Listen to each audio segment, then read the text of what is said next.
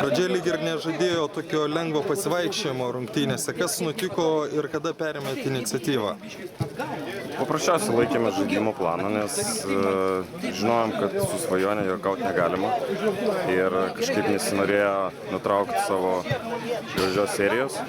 Ir, ta prasme, vienintelis sakinys, kuris apibūdina mūsų nusiteikimą, mūsų pergalę, tai yra vienas už visus, visi už vieną. Ir aš labai to didžiuojuosi kiekvienu.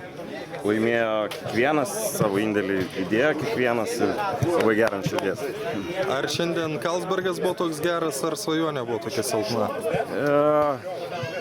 Aš manau, kad aš nesakysiu, kad Svajonė buvo silpna. Bet jie nesužaidė savo rungtynių. Mes turėjom neslėpsiu, visi matėt, kad turėjom begalę progų. Negaliu pasakyti, kas atsitiko jiems, nežinau visų priežasčių, bet daug dieve, kad jie atsigautų ir viskas jiems būtų gerai. Ačiū.